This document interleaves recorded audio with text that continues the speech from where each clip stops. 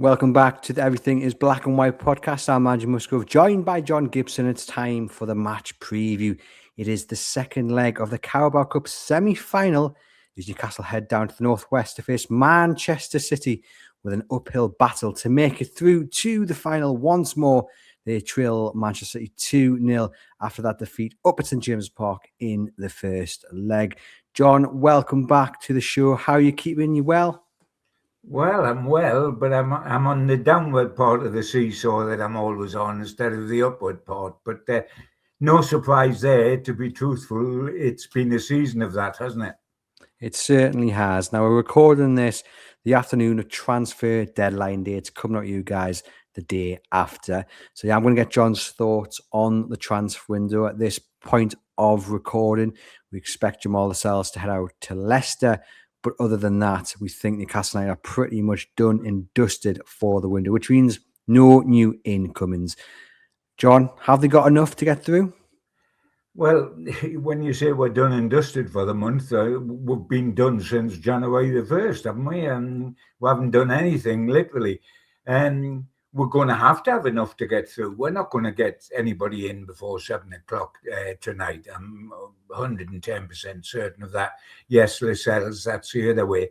We're going to find out in the next month whether we've got enough in. Certainly, I would have preferred defenders in, because yet again we were shown up at Liverpool where our defending was absolutely atrocious. We're stretched there. Once Botman went out and he sat on the bench with Miley quite wide on the bench. I don't know why, because the manager admits that they weren't fit and therefore wouldn't come on. So there's 2 free places on the bench being occupied by unfit players, to be truthful. But once Botman wasn't available and Shaw's not available unless Tino Livramento is not available, we're really struggling at the back. And when I look at our performance at the back at Liverpool, Chow looks as if he's desperate for a rest. He's played about 32 games on the trot. Way was absolutely immaculate when he first came into the side. His ability is still immaculate, but mistakes are creeping in, not just at Anfield, but regularly now. He needs pulling out, but you can't pull him out. We would have had a back 5 had Botman been fit. We had to have a flat 4. So what do we do now? We can't, we've got to stick with him. And Trippier is looking every single month of his 35 years of age, but again, with no Livramento, no Kraft, etc., and no Miley, as it happened down at Liverpool, he had to play. So I would have liked to have seen some signing at the back, at least 1 and probably 2 this window. But I'm used to disappointing windows because outside of last summer, we haven't had a window of significance for quite a while. If the reason behind not spending this January is so that they can spend full force in the summer, and obviously, if we could see into the crystal ball, that would be wonderful. But let's say they go out there and they get all the right players and everyone clicks, and come October, we're sitting pretty in the top 4 and what have you. Do you accept that as a good enough reason not to spend this month? That's a very, very good question, because what we're in danger of, the next couple of weeks or so could see us out of the Carabao Cup and out of the FA Cup if things don't go well at Aston Villa. And they seem to have hit a brick wall, but they won comfortably up here and we're playing down there. If we out of the 2 domestic cups, all of a sudden, with our current league position 10th, which can be improved but may not be, we've been saying it can be improved for months now, this season's going to end up as a backward step. After what happened last season when we won a trophy and qualified for the Champions League, if we do neither this season, that's a backward step. So is it worth taking a backward step to take a forward step in the summer? Very, very good question. But It's what we're stuck with because we're on the last day now and we're hours away. But by Jove, we're going to have to get it right in the summer, aren't we? And a lot of people say, it's not worth going out and spending in January because everything's inflated. Then you have this Newcastle United tax that people talk about. But actually, if you look back, I know the first January transfer window was probably out of the ordinary in many ways. They had to spend, they could spend, but they had to because of the relegation scrap. But they brought in Bruno, they brought in Trippier, Dan Burn, the January after they brought in Anthony Gordon. For all he's not doing his best this season, still been a very, very good buy. And you would argue, if he was on form, the 40 odd million they paid for him was actually a bit of a bargain. Do you subscribe to the opinion that buying in January is never a good idea because it's always for an overinflated price? No, no, not at all, Andrew, because we paid over the odds for our two centre forwards in the summer. So, when he had the whole summer to go at the transfer market, we paid over the top for Voldemort and over the top for Wisa. The secret is not to wait until today. This is where the panic goes in. If you must buy, this is where you spend over the odds. This is where clubs resist your endeavours to sign somebody because it's too late. Buy early in the January window. You don't start on January the 1st putting out feelers to clubs and to players' agents. You do that in about October, ready for the window opening on January the 1st. So we never do early work, Andrew, do we? Even in the summer, we don't do early work. We do very, very late work. I don't know why, because it certainly doesn't have any advantages. Prices go up. The selling club gets twitchy. You have no time to bed players in. Why not sign immediately the transfer window opens in the summer? And why not sign on January the 2nd? For this, I'm not a great advocate that it can't be done in this month. That's defeatist. We have proved in the back and in the past, and you've just said it, that it can be done in January. People like Manchester City have signed players in January, haven't they? It can be done with a bit of forward planning. Don't leave it till the last day, else it's got a great chance of collapsing on its face. But it can be done. And I think we needed some help this winter window, and I think the reality is going to set in. I mean, what if the reality is we'll go out the two cups and then we're left with the playoff in the Champions League and the league? If we go out the two cups and don't make Europe at all, I'm not talking about the Champions League, I'm talking about the other two European competitions. If we go out the two cups and don't make Europe at all, it's been a poor season by the standards of recent seasons, Andrew. Yep, and I would love to be inside of the boardroom and get a bit of a feel for how transfers really work, because I agree with you.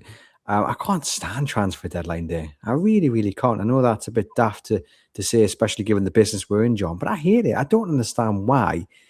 People aren't trying to make deals in November, December time. So on January the 1st, bang, sorted. The same for the summer. Maybe it isn't that easy. Maybe, clubs don't want to agree to a price because a player could have a good 6 months and then put 20 million quid on the price. Like, I get it.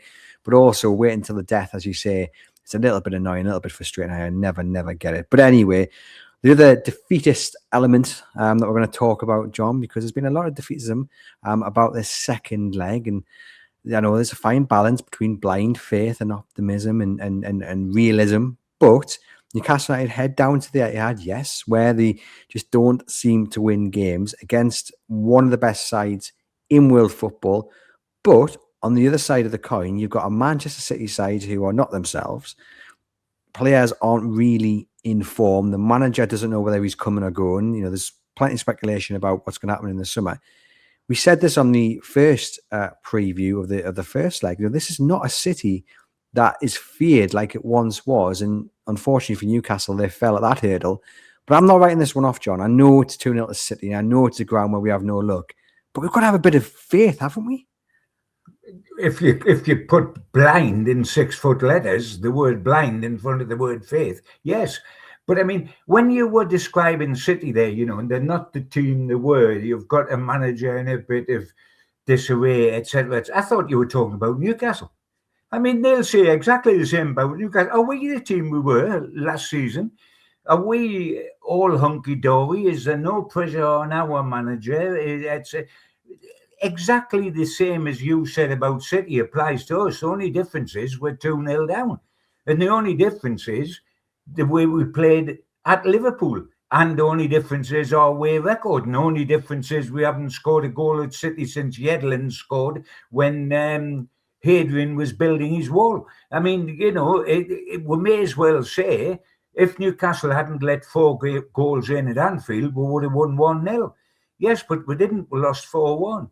And quite frankly, after watching that defensive display, can you see us keeping Manchester City out for an hour and a half to give the forwards, who we've still got to score at least 2 to take us into extra time, but really 3, to give our forwards a chance? Can you see that defence, the way it played? I mean, my hope for Newcastle is that we can get back to a 5. The way by that, I mean that somebody else is fit, like Botman, to return it to a 5, which was the way we played at Paris Saint-Germain and played very, very well at Paris Saint-Germain. That's my hope, because on a 4, there's more holes in Newcastle's defence than there is in the calendar. But we go for it, don't we? We want to see Eddie Howe set up a side to win that game. We want to see him put his best side out. There's been suggestions about playing the kids or playing some fringe players, but I'm not having that. I get everything is against Newcastle, and if they win this game by the number of goals that it's going to take to get them through to the final, it will be as close to a miracle as we've ever seen. However, I'm not going to write it off. It's football. Anything can happen, and it starts with a bit of belief from the terraces, a bit of belief from the dressing room, and Eddie Howe playing his strongest side to give them the best chance of doing what they've got to do. I don't think there's any chance, and I hope there isn't. I don't think there's any chance of Eddie Howe not playing his best side. He's in the semi-final of the Cup to go to Wembley. He sends the kids out. In other words, he puts the white flag up before we kick off. I mean, he'll be absolutely destroyed if he does that. And by the Geordie public, and rightly so. Yes, we've got no chance. In theory, we've got no chance according to City fans. We've got no chance according to neutral fans because we're 2-0 down. But you can never give up the ghost. The most amazing things can happen. You've got to have a go. He's got to put out his best side. He's got to stay compact at the back, but rely on the attack, which looked so good at Paris Saint-Germain. And for the first 40 minutes of the game at Liverpool looked sensational, the forwards. He's got to give us that sort of chance to go again, because you never know. We know what we think the forecast will be. We will make our forecast later on. 5,000 people will go down there fearing the worst, but praying for the best. And that's another reason why he's got to put out his top side. There's over 5,000 people going down on a hope and a prayer to Manchester City to see Newcastle play in a semi-final of the Cup. You've got to give them something. They deserve something. With our way form this season, you have over 5,000 going down there and we're 2-0 down. You owe them. The team owes them. Eddie owes them. He's got to pick his best side. I think he will pick his best side. It would be suicidal not to pick your best side. You'd be open to huge criticism if you don't. And you've got to have a real go. Having said all that, we do know what we believe we will then face, but we must do it. We owe it to ourselves, and we owe it to one of the best fan bases of any side anywhere in the country. You owe it to them to have a go and not run up a white flag before you've even kicked off. Yeah, 100%. And that's why I say to anyone watching and listening to this who wants to see a weaker side or play the kids, let's just take stock of where we are at and what we're competing in. It is a semi-final of a major trophy, the trophy we won last season. And for all the odds against us, there's always a chance. And I look, John, at the form of City of late, and they've not been great, which just adds to the utter frustration of the first leg back on the 13th of January. But, drawn against Sunderland, drawn against Chelsea, drawn against Brighton, lost to Manchester United, lost to Bruno in the Champions League, beat Wolves, but it wasn't the easiest of tasks. Yes, to beat Galatasaray, and then they threw away a 2-goal lead at Spurs over the weekend. And I watched them, and yes, they move the ball with kind of. It is a joy to watch at times, but there's not a dominance like there once was, and I'm just really frustrated that we haven't, or Newcastle didn't give themselves the best opportunity to get to the final by putting in a top performance a few weeks ago at home under the lights when they usually do. And that will be, I think, one of the biggest regrets of this season, that whatever happens on Wednesday, right now they have to start from such a way back from a positive footnote. It's so frustrating to think about how that game went out, especially when you consider the former C. We blew it at home big time. Absolutely. And I wasn't expecting that. I was expecting it tight. If we'd gone down there with a draw, we could have at least said, right, this is a one-off knockout game, starting level pegging like any game ever does, and we've got a bit of a chance. But with our away form, with our way of defending, with the number of clean sheets we keep or don't keep, to go down there with the 2-goal deficit is absolutely. I mean, we blew it at home big time. It was bad enough to lose 1-0, but to let the second goal in right at the end, which effectively killed off the tie completely as an even Stevens type of match, it was criminal. I mean, it was criminal. And that is one of the worst results we've had this season, because it took, for goodness sake, where the hold is. This is a competition we've been terrific in. And by the way, City at the time, I think that was the only game they'd won in a while. In 2026, City at St. James's. I mean, it was absolutely criminal to give it away like that. But to a certain extent, we're passionate. We're so desperate. You, me, all the Geordies, for Newcastle to do well. But haven't we let ourselves down regularly this season?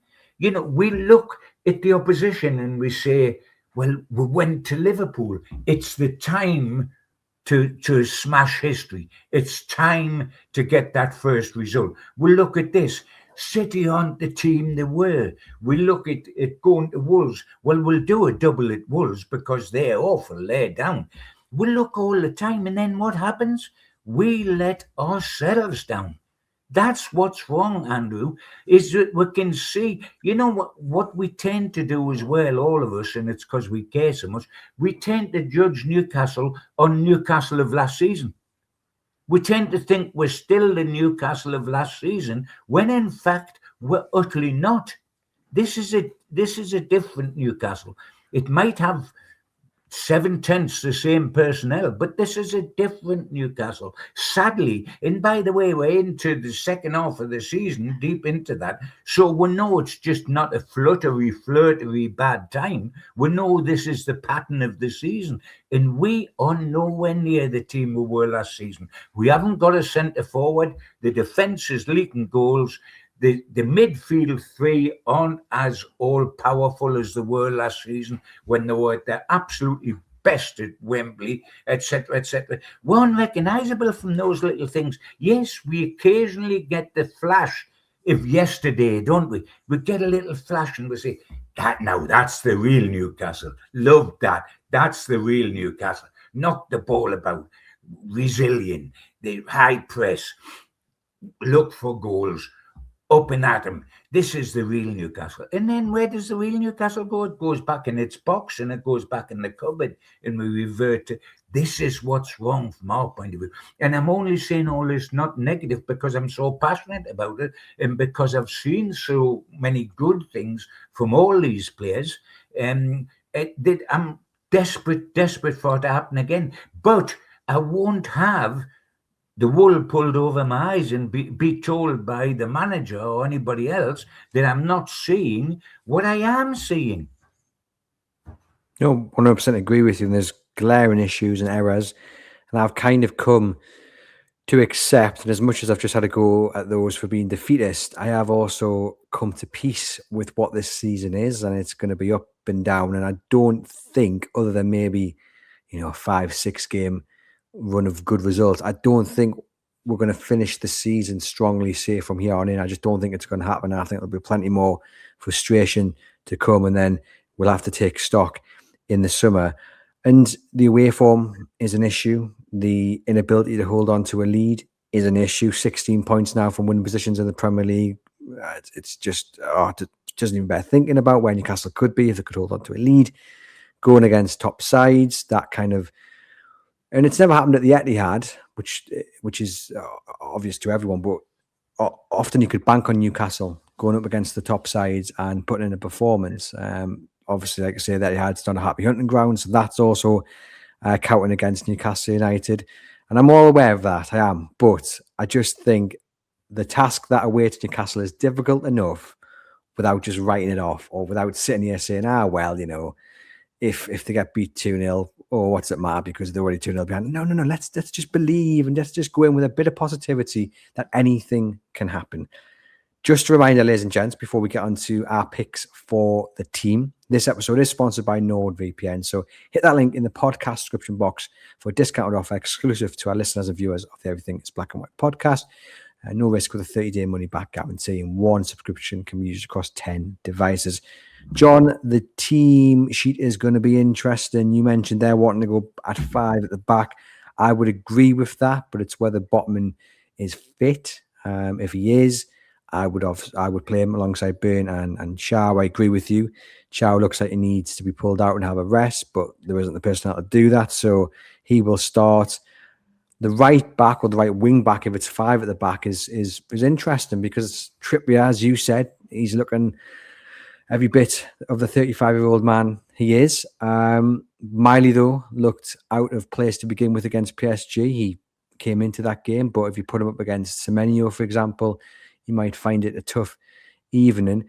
But there's no other option. I mean, what have we got? Leo Shahar on the bench. He's not going to play a kid. So it's going to be between Miley and Trippier. And even then, again, Eddie Howe suggested that Miley wasn't fully fit to face Liverpool. So it's going to be Trippier, who was, to put it politely, blown out his backside against Liverpool, to play against City. Like, that is not a good place to be in. Not at all. Not at all. And we're presuming here, Andrew, that we've got some wiggle room that Botman and Miley will be fit. If neither are fit, you've got a flat back four, and it's the same back four that shipped goals for fun at Anfield. So that's the worry. The other worry is Bruno fit or not? Does Bruno come into that midfield? Or are we stuck with the players we had because Miley can't come in as well if he's injured, etc.? So are we sort of Willock and Ramsey and Tonali? And then what do you want to do up top? Do you go with Gordon at centre forward, or do you go with one of your two very expensive imports who, and by the way, what do they always, both of them, do they always a goal? I mean, really, poor old Voldemort looks now as if he's got all the cares of the world, as if he's got a sack of coal on his back. He looks as if he's absolutely doubled up. And we say runs with that he looks to me as if he's got no conviction at all, that he doesn't trust his own body. He runs, to me, making the runs into the space as if he doesn't trust his own body, which is understandable after the injury he had with the Congo, etc. But they look, I tell you what, for the little period when we were at our best at Anfield, i.e. from kick-off until the 40th minute when Ekitike decided to show us what we'd missed.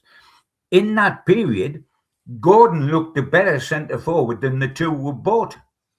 In terms of ability, in terms of relentless running into the spaces, into the channels, and he finished well on his goal. I'm not suggesting for 1 second that this guy we've been saying has played so poorly he deserves to be dropped or whatever is the answer to all our prayers.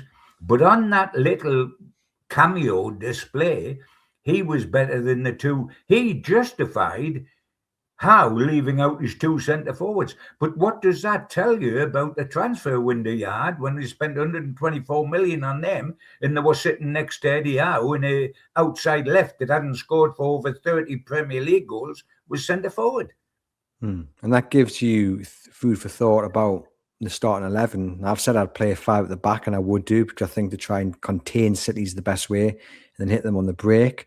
So whether you have Alanga and Barnes on the wings and go on their pace, but then Gordon's probably a bit more pacey than Barnes, but Barnes is probably the one you trust to put in the back of the net.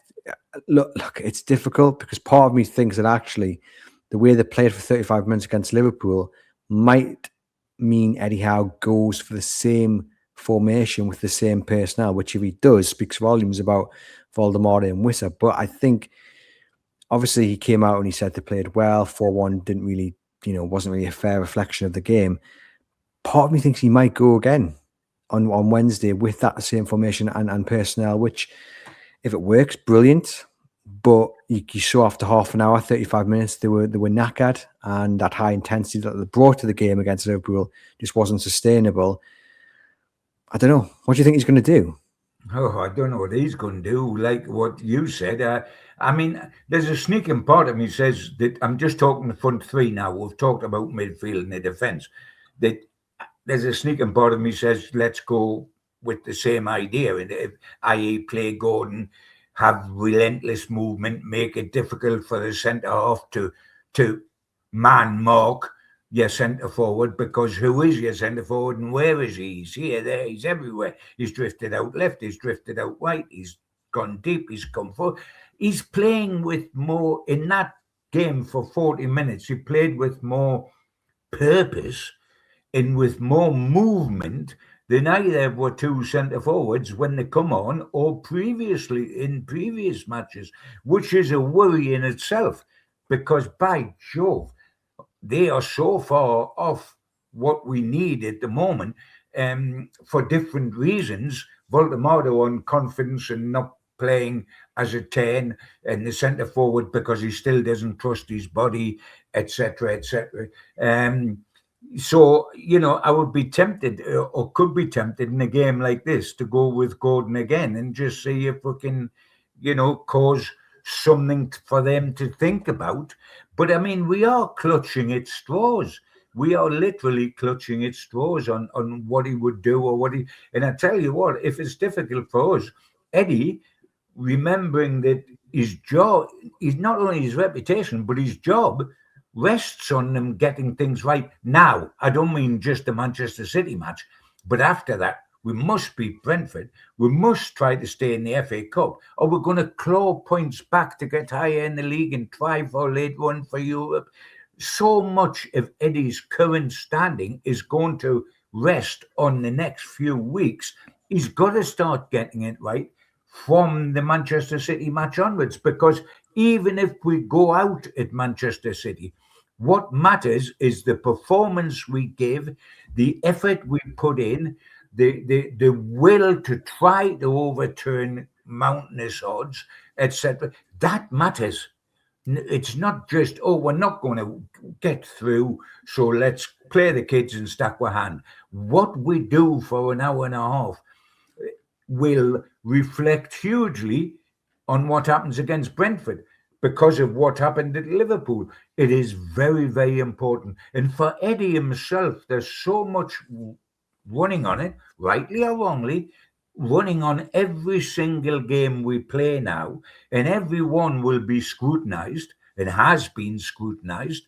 Paris Saint-Germain, Liverpool, Man City, Brentford, and then back on the road again with all the difficult ones to come.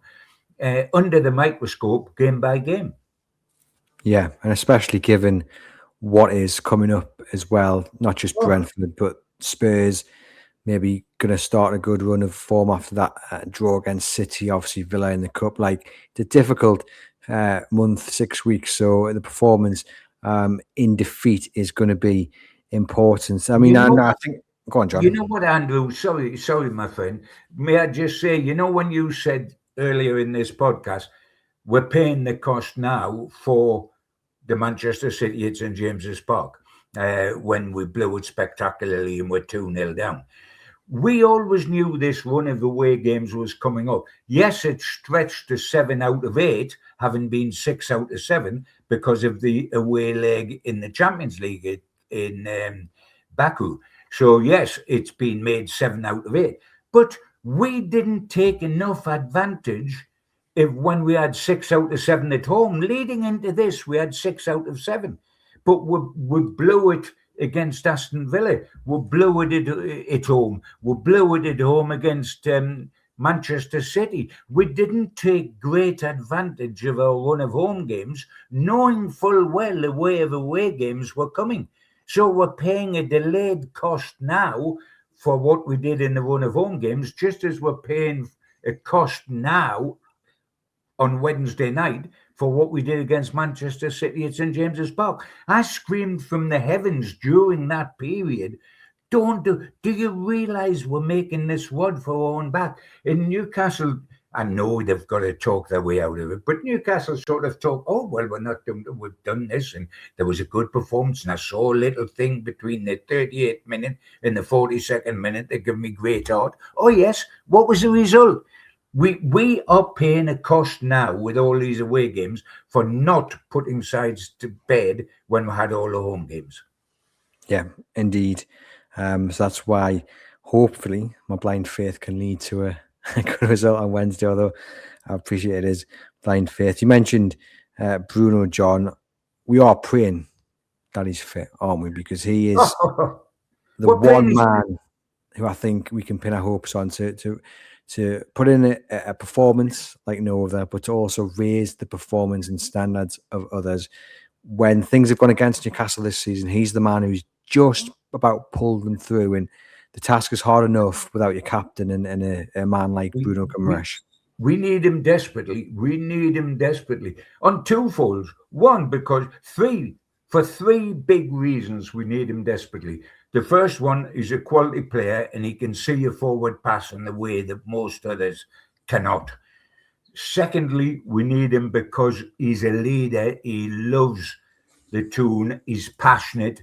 He will try to drag other people through the mire and get them out the other side. And thirdly, we need him because he's the best mascot we've got.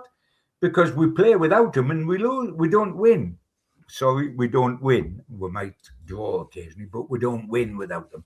Every game's, can you believe he's been here about 4 years, and every game he hasn't played, we haven't won. So in the mascot alone, we need him. Of course, the obvious question, and there's always an obvious question, Andrew, is do we risk him on Wednesday if he's not 100% because the match is already away from us? And in any case, I don't think you do risk him if he's not 100%. But if he is 100%, we need him desperately.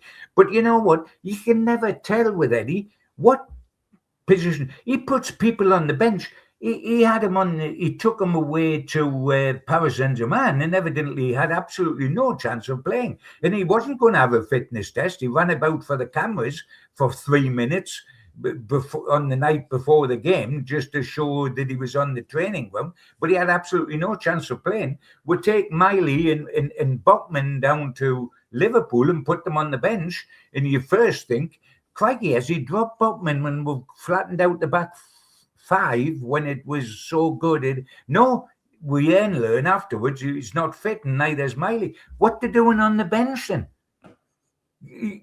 What's all that about? Who's it fooling apart from your own fans? And by the way, that can come back to bite you on the bum, because fans might be shouting, why haven't you brought them on? Because they're quality players and we are struggling. Oh, I haven't brought them on because they're not fit. Well, what they're doing on the bench? Yeah, maybe for morale, and maybe because he's got no other. Who's morale? Well, I know you can still drag him in the dressing room. I'm clutching at straws. I mean, the reality is, John, they've got no one else to fill. You can take them in the dressing room to do the talk for you before the game without putting them on the bench. And the players that are playing know they're not fit. But it's the fans, and you're duping the fans, and you're creating a situation for yourself where during the game the fans can yell for you to bring on those guys and say, why isn't the manager bringing on Bruno or Botman or Miley when we're getting slaughtered. And really, it's because they're not fit. But you naturally think they are fit if they're on the bench. Yeah, but I guess the argument would be that if you don't put them on the bench, who replaces them? You're just going to have youngsters on there that have got even less chance of getting on. And look, we're going around in circles. Only Eddie knows why. We are.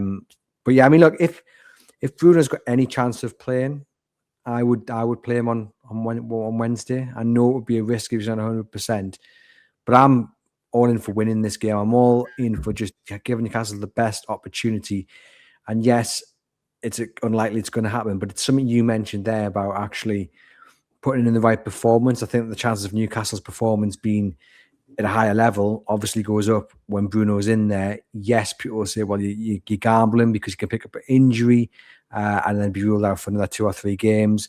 Look, it's all about your definition of not 100%. If they've looked at him on Tuesday evening and gone, yeah, any pressure on that knee or whatever injury it is, and it'll go, then no, of course not. But if it's just about 80% and he's maybe not, he's not fully match fit, then I'm taking the risk and gamble because I think that's your best chance of winning it. One formation option that we haven't spoken about, John, and I suspect you're going to shut this down as soon as I've asked it of you. Any chance that you think he might go Voldemort as a number 10 and Johan Wissa up top? Great question, my friend. You've got every right to ask it, and I wouldn't shoot it down. I'd be tempted to do that. We've got to try something. And if you're not going to play Gordon centre forward, and I can understand if he decides to play Gordon centre forward after his performance at Anfield, then if you're not going to do that, I don't want him to play Wissa centre forward and 2 wingers or Voldemort centre forward and 2 wingers, because we know that those 2 guys will not make one iota of difference. But play them together then. And let's see if the way Voldemort has showed us he could play on the one game he played 10, he can do that again. So I would either ignore them and play Gordon and let the message get through to them. We bought you and we spent a fortune on it, but if you don't do it, then you will sit on the bench. And Wissa wants to be in on Saturday against Brentford, doesn't he? So he wants to stake a claim through this match. But I would either start with Gordon, or if you don't start with Gordon, please don't go with the 3, which is Gordon and Barnes and one of the other 2 in the middle. Try to play the pair of them with him at 10. That's what I would do. I don't think he will do it, apart from the fact that he's caused a surprise in both the last 2 matches with his team selections when he went over to Paris and suddenly produced Ramsey and Ilanga and Willock out of nowhere, and it worked. And then he went to Anfield and didn't play either of his centre forwards. So if it's going to be the 3rd time of causing a surprise, then the only surprise left is Wissa 9 and Voldemort at 10. Yeah, I would be tempted with that. Obviously, it means you lose a man in midfield, which isn't great considering you're playing Manchester City. Lose a winger. Yeah, oh yeah. I just think Newcastle looked a bit more threatening with that. I think Voldemort looked better in that role. So given it as a 1 game, nothing to lose really, well, other than the place in the final, which is already in the minus sum, done and dusted, why not try something new? Why not try something where, on what we've seen, on the evidence of what we've seen for the best part of, I don't know what it was, an hour, 65 minutes, they looked like there was something there with them too. And for the form of Voldemort of late, I just feel like putting him as a centre forward without the wingers getting narrow to him, without players running on beyond them, it's just going to beat him further and further into the ground. I think we're at a very delicate point of Voldemort's first few months at Newcastle where it has to be managed really, really carefully. And of course, you're going to want to play him because he's your record signing. But I just feel putting him in the same position and repeating it over and over again, and it's not working, that doesn't do anything for the lad.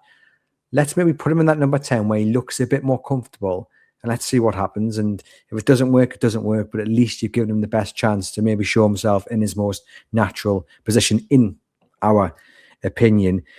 John, at this point, I would usually get you to do a bit of a team talk given the magnitude of the game, but I feel like I might need to do it because I'm the one who's going down there with blind faith. I'm the one who's maybe looking unrealistically at the outcome. All I would say to the players is that you got the taste for it last season when you lifted that cup and you had to overcome the odds against big clubs to make it to the final, Arsenal, but you did it. And this is a totally different game. Of course, the scoreline is against you, but there's no reason why you can't do it once again. No one's expecting you to do it, which is maybe when you're at your best, the underdog mentality, all in it together, united as one.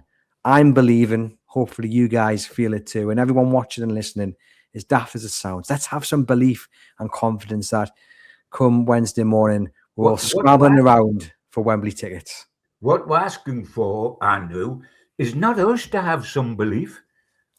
It's the players who won't have. We are daft enough, we being the Royal We Geordies, there's 5,500 going down there. There's another 50,000 up here that'll be begging for it to happen. We don't, if it was only matter if Newcastle fans haven't belief, we would have a terrific record this season because fans care and they're passionate and they're loyal and they'll forgive anything if the next game's right.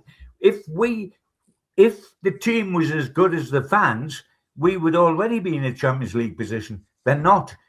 We need Eddie and Mad Dog and Graham Jones and the players, every one of them, including the 9 on the subs bench, to have belief. We need them to have belief, not us. And they owe the fans that, and they owe it in this game. They really do. And they owe it to themselves. What about your own pride?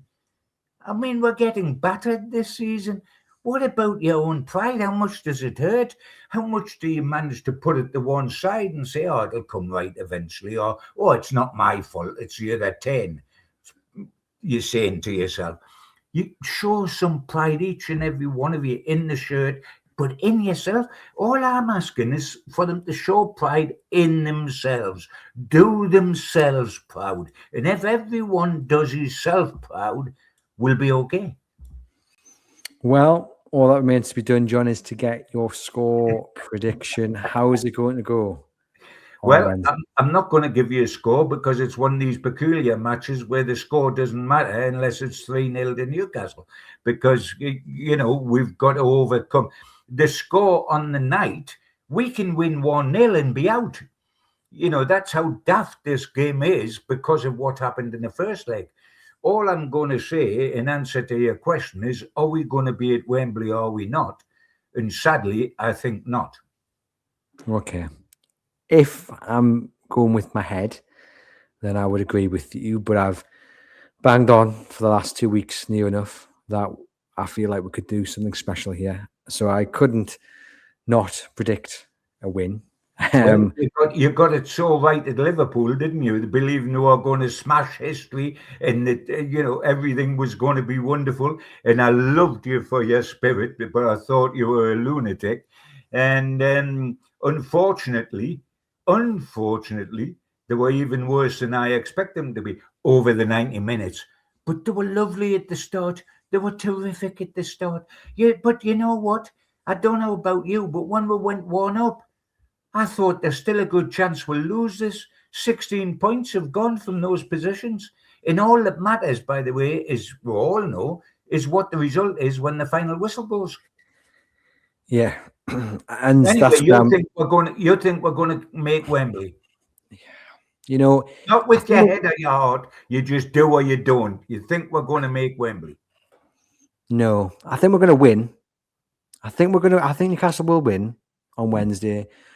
But I think I can see them being in a really comfortable position, and then like a last minute kind of goal for City just drags us back. So no, I don't think we'll make Wembley. As much as it pains me, and as much as I've been bleating on about doing something right, but I think they've got a chance. I do think they've got a chance to upset the odds. There's always a chance, and it's all about just having that belief. Were you bolstered by the Liverpool result, like? No, I wasn't. But what's the point? What's the point of taking those negatives and that No, result into the next game? the point is, Andrew, the point is you're a punter.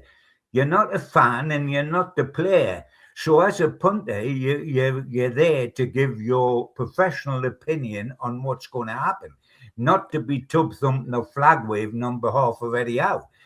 You're there to give your honest opinion on what you. If it was only what we want to happen, you and I would be forecasting a win every game Newcastle play the whole season, and we would be better than the Invincibles were at Arsenal, because we'd win the league without a defeat and we would take the 2 domestic cups. But it isn't like that. And when I say that I don't think we'll make Wembley, it's not because I don't care as passionately as you care. I care every bit as much, but I'm giving my professional opinion, which is we won't make Wembley. No, and I accept that, and all cards on the table. It leads to a City victory on the night, and therefore a City victory overall, and the fallout of that will rumble on. But I think the point I just want to get across is that it's a big enough challenge without defeatism and kind of a resignation of what's going to happen before we even kick the ball. So I am going to go in there with a bit of blind faith, with a bit of hope, with a bit of optimism. It's probably going to be crushed within 4 minutes. Erling Haaland will get a goal, and then I'll be crying into my supper. But right here, right now, I'm carrying a bit of hope. Will it see them through? Probably not. But there's no problem with a bit of positivity. So we're going to leave it there, John. Thank you for popping on and providing the match preview. To you guys watching and listening, do get into the comments. Let us know your thoughts on which team you'd pick and what the score is going to be, as well as do Newcastle have enough squad-wise to make it through to the end of the season? Not only that, but to excel as well, with the transfer market shutting without any incomings at the time of recording. Pleasure as always, and we'll catch you guys very soon.